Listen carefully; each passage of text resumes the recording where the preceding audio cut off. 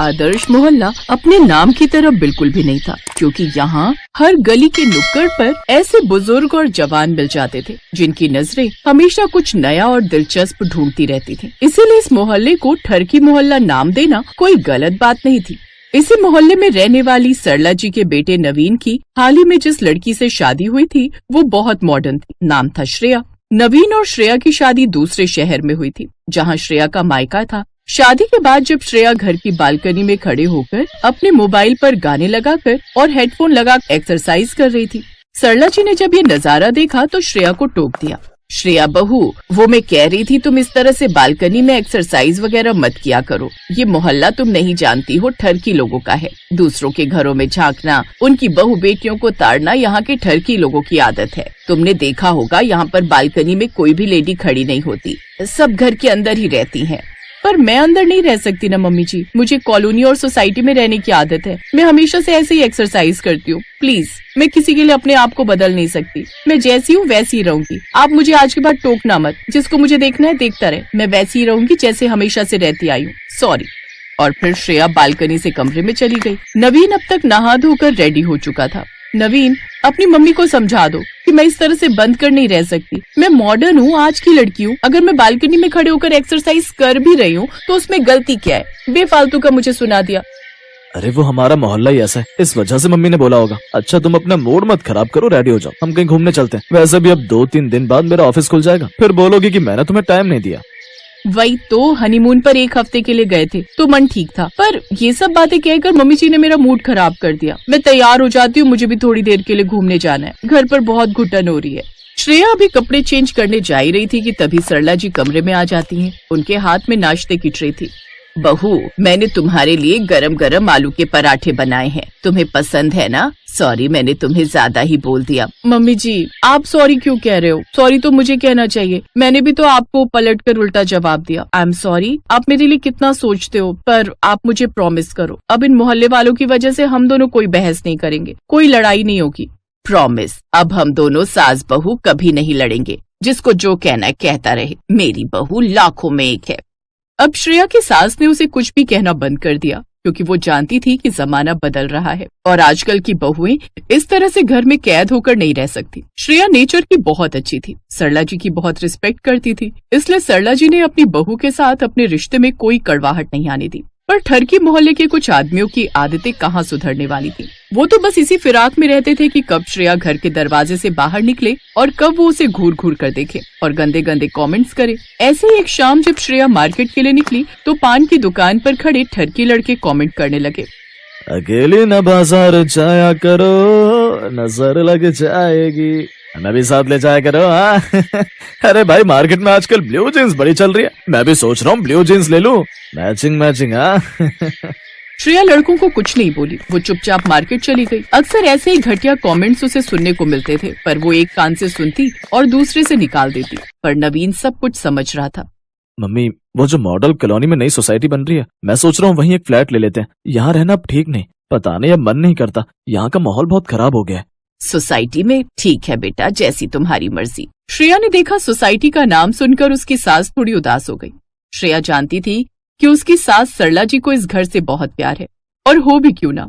जिस घर में सालों बिता दिए उस घर को छोड़ने का किसका मन करता है। मोहल्ले में रहने की आदत होती है, इसलिए कुछ लोग सोसाइटी में रहने से घबराते हैं, जैसे सरला जी को थी। उन्हें सोसाइटी में रहना पसंद नहीं था, उन्हें तो अपना ये छोटा सा मोहल्ला बहुत पसंद था, क्योंकि इसी घर में तो उनकी शादी हुई थी, यहीं उनकी डोली आई थी, और उम्र के आखिरी पड़ाव पर इस घर को छोड़ना उनके लिए बहुत दुखदायी था। कमी घर में नहीं थी, कमी मोहल्ले में थी। वहाँ के लोग आगे बढ़ना ही नहीं चाहते थे। श्रेया ने नवीन को समझाया कि वो मोहल्ले में ही रहना चाहती है, इसलिए वो सोसाइटी में रहने की बात अभी मन से निकाल दे। नवीन कुछ दिनों के लिए ऑफिस के काम से बाहर गया हुआ था। रात के 3 बजे सामने के घर में रहने वाले मिश्रा जी की बहू के रोने की आवाज ने पूरे मोहल्ले को जगा दिया। मोहल्ले के सब लोग इकट्ठे हो गए और बातें करने लगे। श्रेया और उसकी सास भी आवाज सुनकर बालकनी में आ गए। अरे क्या हुआ भाई, ये मिश्रा जी के घर से रोने की आवाज क्यों आ रही है? मोहित की तबीयत बहुत खराब हो गई है, बेहोश है, कोई हरकत नहीं कर रहा। अब अनिल अंकल तो है नहीं, वो तो बाहर रहते हैं। 2-3 दिन से बीमार था यार अपना दोस्त, लगता है तबीयत ज्यादा खराब हो गई है, अस्पताल ले जाने वाले हैं। अरे राहुल बेटा, कहीं कोई ऑटो या कैब मिले तो बुला ला, तेरे दोस्त मोहित की तबीयत बहुत खराब हो गई है। अंकल जी इतनी रात में ऑटो नहीं मिलेगा। यहाँ कहीं किसी के पास कार हो तो आप जल्दी अस्पताल जा सकते हो। मेहता अंकल आप अपनी कार दे दो इनको। पर चलाएगा कौन? हम में से तो किसी को भी कार चलाना नहीं आती। कार सुनील ले गया है, बहू की रिश्तेदारी में शादी है और मैं भी अब कार नहीं चला पाता। रात के अंधेरे में मुझे तो दिखाई ही नहीं देता। जल्दबाजी में कहीं कोई इंतजाम नहीं हो रहा था। श्रेया को याद आया कि नवीन तो कार ले ही नहीं गया। श्रेया ने तुरंत गाड़ी की चाबी उठाई और अपनी सास से बोली, मम्मी जी आप कुंडी लगा लो, मैं मोहित को अस्पताल ले जा रही हूँ। ठीक है बहू, ध्यान से जाना। नवीन की कार घर के नीचे ही खड़ी रहती थी। श्रेया ने बिना देर किए मिश्रा जी को उनके पोते मोहित के साथ कार में बैठने को कहा। ये वही मोहित था जो रोजाना श्रेया पर गंदे कमेंट्स करता था। कुछ ही देर बाद मिश्रा जी और उनके परिवार के लोग श्रेया की कार में मोहित को लेकर अस्पताल पहुंचते हैं। समय पर मोहित का इलाज हो जाता है और मोहित ठीक हो जाता है। आदर्श मोहल्ले के सब लोग श्रेया की बहुत तारीफ करते हैं और इस तारीफ में मोहल्ले के ठरकी लोग भी शामिल थे। जो ठरकी मोहल्ले वाले कल तक श्रेया के लिए बुरे कमेंट करते थे, आज वही ठरकी लोग उसका पूरा सम्मान कर रहे थे। मोहित और बाकी सभी लड़के भी श्रेया को सॉरी बोलते हैं। सब जानते थे अगर श्रेया न होती तो मोहित की जान बचाना मुश्किल था। आदर्श मोहल्ले ने अपने नाम के आगे से ठरकी मोहल्ले का टैग हटा दिया। अब सब लोगों के व्यवहार में भी सुधार हुआ और ठरकी मोहल्ला फिर से आदर्श मोहल्ला बन गया।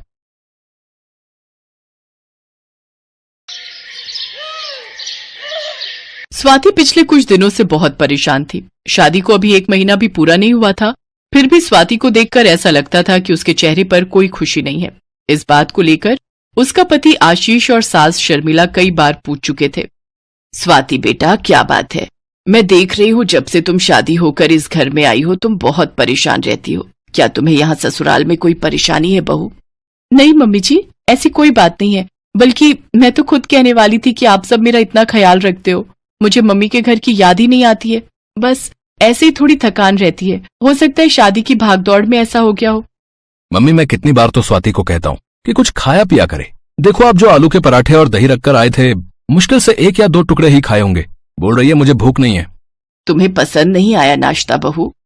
नहीं नहीं मम्मी जी, नाश्ता तो बहुत टेस्टी बना था, आलू के पराठे मुझे बहुत पसंद आए। 1 सेकेंड, मेरा मोबाइल बज रहा है, मैं अभी आती हूँ। स्वाति दौड़कर कमरे में जाती है और फोन उठाती है। हेलो मनोज, मैंने तुम्हें कितनी बार कहा है मुझे ऐसे टाइम बे टाइम फोन मत मिलाया करो। मैं शादीशुदा हूँ, अगर किसी ने तुम्हारा मोबाइल फोन बजता हुआ देख लिया तो मेरी शामत आ जाएगी। क्या करूं डार्लिंग, तुम्हारी आवाज सुनने को दिल तरस रहा था, बस इसीलिए तुम्हें फोन मिला लिया। अच्छा ये बताओ मिलने कब आ रही हो? 1 महीना होने वाला है तुमसे मिले हुए। मैं तुमसे मिलने नहीं आ सकती, मेरा आना मुश्किल है। देखो मुझे मना करके तुम गलती कर रही हो, तुम जानती हो ना कि मैं क्या कर सकता हूँ। मनोज तुम ऐसा क्यों कर रहे हो? तुम्हें अपना बॉयफ्रेंड बनाना मेरी जिंदगी की सबसे बड़ी भूल थी। तुम मेरी प्रॉब्लम से नहीं समझ रहे हो और तुम इतना गिर जाओगे ये मैंने कभी नहीं सोचा था। तुम तो कहते थे कि तुम मुझे बहुत प्यार करते हो, क्या प्यार करने वाले इस तरह से ब्लैकमेल करते हैं?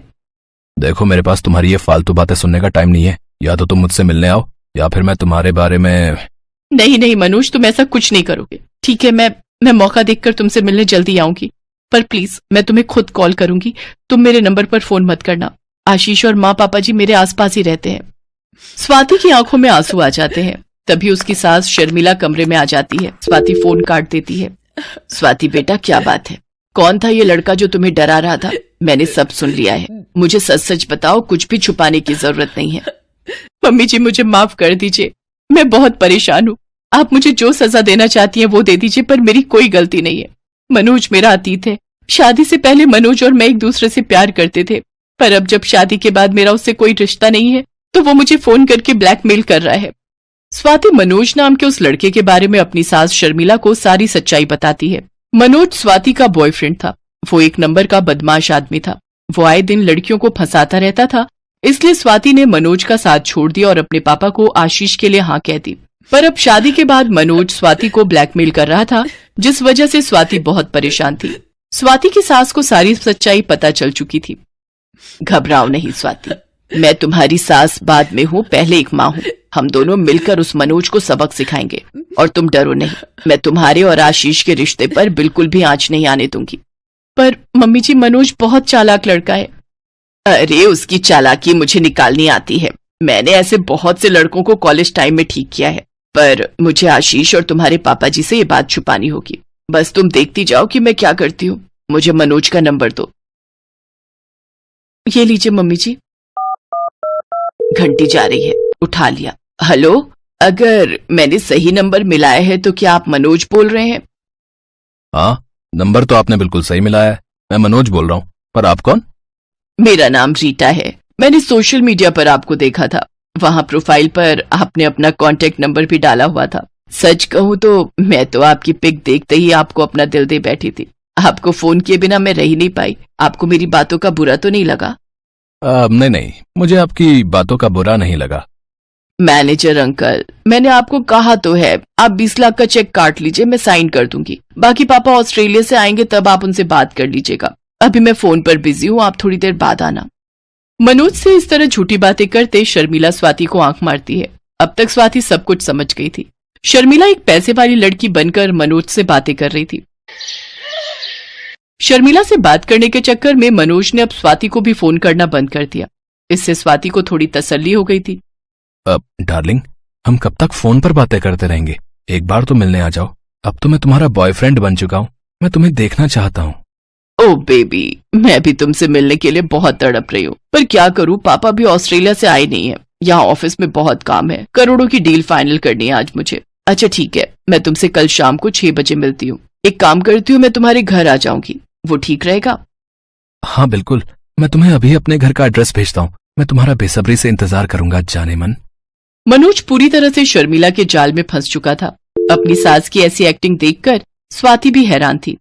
स्वाति बेटा, अब एक आखिरी दाव और खेलना है। कल तुम ठीक 5:30 बजे मनोज के घर पहुंच जाना और उसके बाद मैं तुम्हें सब समझा देती हूँ तुम्हें क्या करना है। मम्मी जी, आज के जमाने में कौन सास अपनी बहू की ऐसे मदद करती है? आप मेरे लिए जो कर रहे हो ये कोई भी नहीं करता।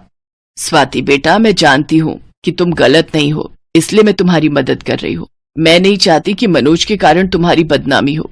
तुम मेरी बेटी हो और बेटी के लिए मां नहीं करेगी तो और कौन करेगा? स्वाति की आंखों में आंसू आ जाते हैं और वो अपनी सास के गले लग जाती है।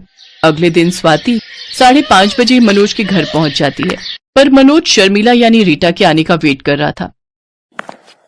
स्वाति, मेरी एक फ्रेंड आने वाली है। मैं नहीं चाहता कि वो तुम्हें यहाँ देखे। प्लीज यहाँ से चली जाओ। अरे, तुम ही तो मुझे कहते थे मिल लो, आ जाओ, उदास हो रहा हूँ। अब मैं आ गई हूँ तो मुझे जाने के लिए कह रहे हो? ऐसे थोड़ी होता है। अब मैं आई हूँ तो आराम से बैठूंगी। मैं भी तो देखूं तुम्हारी नई गर्लफ्रेंड कौन है। साफ साफ बोलो तुम्हें क्या चाहिए और यहाँ से चली जाओ। तो मेरी सारी फोटोज वीडियोस अपने फोन से डिलीट कर दो, मैं यहाँ से चली जाऊंगी। ठीक है, मैं सब कुछ डिलीट कर रहा हूँ, फिर तुम एक सेकंड भी यहाँ नहीं रुकोगी। ये देखो, मैंने सब कुछ डिलीट कर दिया, अब यहाँ से जाओ। हाँ हाँ, जा रही हूँ, परेशान मत हो। मनोज अपने फोन से स्वाति के सारे पुराने फोटोज और वीडियो सब कुछ डिलीट कर देता है। स्वाति चैन की सांस लेती है और वहां से घर आ जाती है। उधर मनोज परेशान हो रहा होता है और वो बार बार शर्मिला के नंबर पर फोन करता है, पर शर्मिला पहले ही अपना फोन स्विच ऑफ कर चुकी थी। मनोज बहुत देर तक शर्मिला के नंबर पर फोन करता है पर स्विच ऑफ आता है। अगले दिन शर्मिला अपने मोबाइल का नंबर बंद कर देती है और एक नया नंबर ले लेती है। मनोज को पता ही नहीं चलता कि शर्मिला ही रीटा थी। वो तो रीटा को फोन मिलाने की कोशिश कर रहा था, पर उसे क्या पता था कि रीटा नाम की कोई लड़की थी ही नहीं।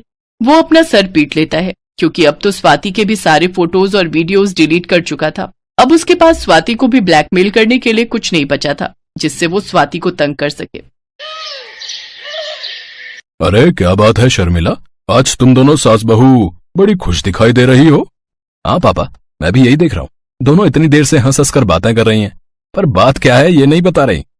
अरे बोल तो दिया, हम सास बहू के बीच की बात है, तुम दोनों आदमी नहीं समझोगे, क्यों बहू? हाँ मम्मी जी, ये तो सच है, ये बात आपके और मेरे बीच की है और इस बात के लिए फिर से एक बार thank you mummy ji. Love you. Love you too मेरी प्यारी बहू रानी।